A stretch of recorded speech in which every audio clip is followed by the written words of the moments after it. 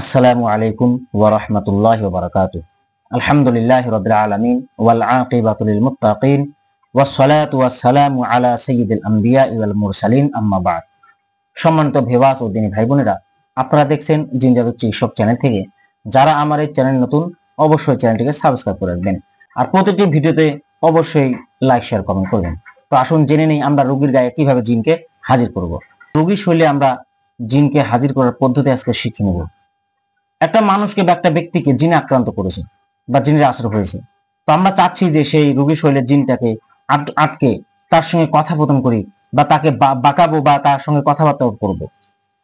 কিন্তু কিভাবে জিনকে হাজির করার পদ্ধতি অনেকে জানা আছে, অনেকে জানা নেই। তো যাদের জানা নেই আপনারা খুব খেয়াল করে শুনবেন। আজকে সহজভাবে আপনাদেরকে বলে দেব কিভাবে আমরা জিনকে হাজির করব একটা রোগীর গায়ে। তো আপনারা সর্বপ্রথম কি করবেন, রোগীকে পাক পবিত্র করে নেবেন।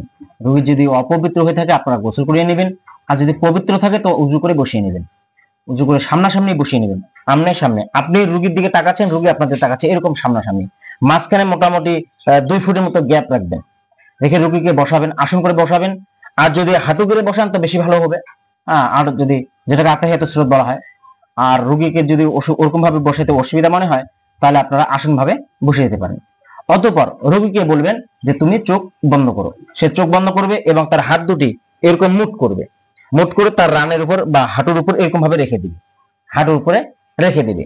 রেখে দেওয়ার পর আপনারা কি করবেন, তওবা ইস্তেগফার করার পর মনে মনে নিয়ত করে নেবেন। আপনি নিয়ত করবেন যে আল্লাহ, তোমার এই ইসিমের মাধ্যমে আমি এই রোগীর শরীরে যত জাদু টোনা বান রয়েছে সবকিছুকে আমি হাজির করতেছি, এরকম ভাবে একটা নিয়ত করে নেবেন।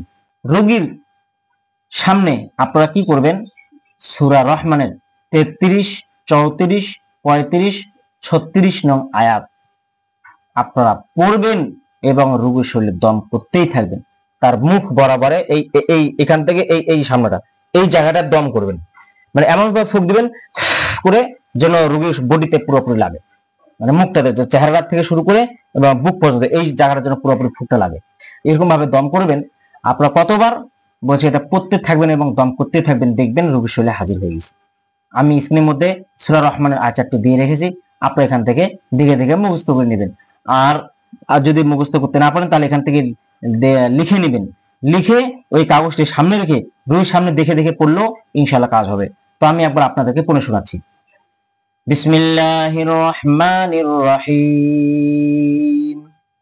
يا معشر الجن والإنس إن استطعتم أن تنفذوا من أقطار السماوات والأرض فانفذوا لا تنفذون إلا بسلطان فبأي آلاء ربكما تكذبان يرسل عليكما شواظ من نار ونحاس فلا تنتصران فبأي آلاء ربكما تكذبان।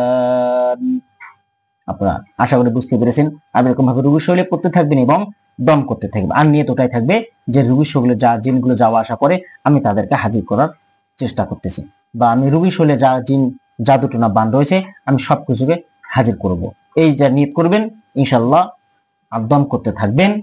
এবং কি করবেন, রোগীর ডান হাতের এই ছোট্ট যে আঙ্গুলিটা আছে, এই ছোট্ট আঙ্গুলিটা আপনি কি করবেন, একটু চিপে ধরবেন, নখের উপরে একটু চিপে ধরবেন আর এরকম ভাবে দম করতে থাকবেন।